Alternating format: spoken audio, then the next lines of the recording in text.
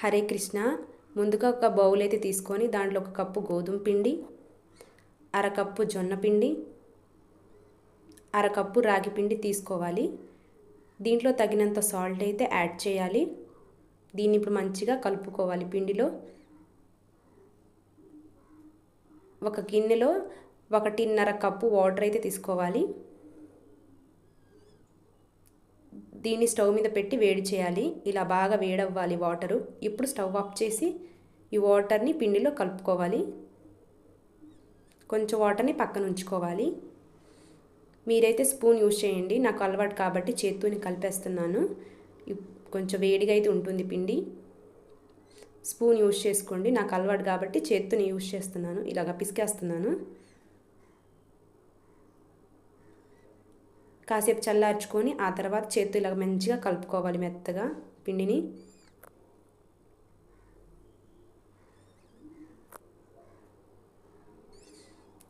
కొంచెం కొంచెం water add చేసుకుంటూ పిండిని కలుపుకోవాలి. వేడి నీళ్ళు అయితే పిండి మంచిగా కలిసిపోతుంది, మెత్తగా వస్తుంది. ఇలా కొంచెం వాటర్ వేసి పిండిని చక్కగా పిసుక్కోవాలి. నేనైతే స్పీడ్గా చేస్తున్నాను ఇక్కడ. బాగా మెత్తగా కలుపుకోండి, అప్పుడే రొట్టెలు బాగా వస్తాయి. పిండి బాగా సాఫ్ట్గా కలుపుకోవాలి. చూడండి ఎంత మెత్తగా వచ్చేసిందో. ఇప్పుడు ఈ పిండి ఉండలుగా చుట్టుకోవాలి. నాకు కొంచెం పెద్ద రొట్టెలు చేస్తున్నాను కాబట్టి కొంచెం ఎక్కువే తీసుకుంటున్నాను.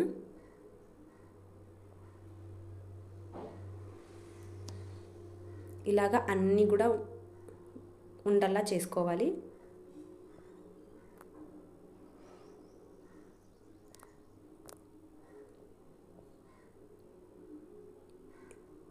వీటిని జొన్న పిండి వేసి చపాతీలా రుద్దుకోవాలి.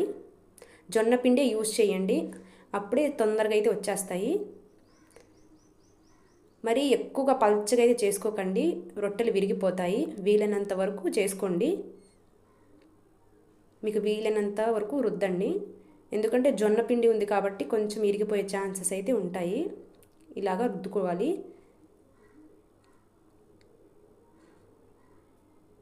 ఇలా ఒకదాని తర్వాత ఒకటి చక్కగా రుద్దేసుకోవాలి.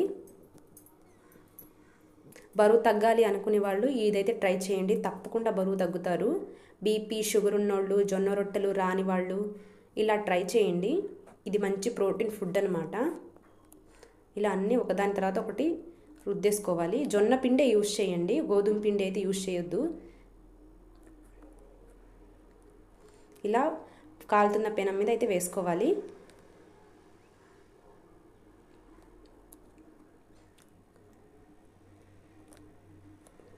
కొంచెం కాలాక రొట్టె అయితే తిప్పేసుకోవాలి. జొన్న పిండి వేసాం కాబట్టి రొట్టె కాలటానికి కొంచెం టైం అయితే తీసుకుంటుంది. ఇలాగా తిప్పుకోవాలి. చూడండి ఎంత బాగా వచ్చిందో, మంచిగా పొంగుతుంది.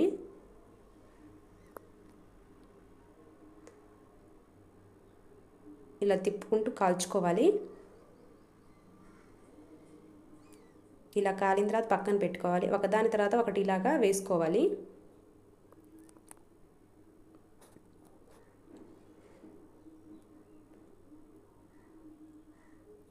కొంచెం జొన్న రొట్టెలు రాని వాళ్ళు ఇలా చేసుకోండి.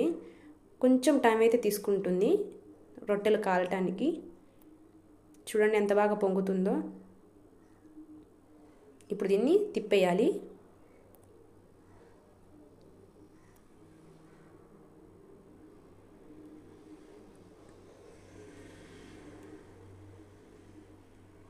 కొంచెం హెల్తీగా ఉండడం కోసం నేనైతే రొట్టె మీద నెయ్యి వేస్తున్నాను. రొట్టె పూర్తిగా కాలినాక నెయ్యి అయితే యాడ్ చేయండి, ముందే యాడ్ చేస్తే బాగోదు.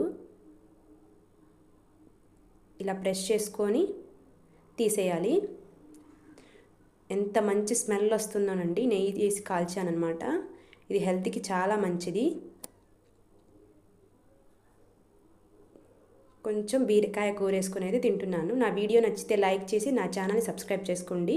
జై శ్రీకృష్ణ.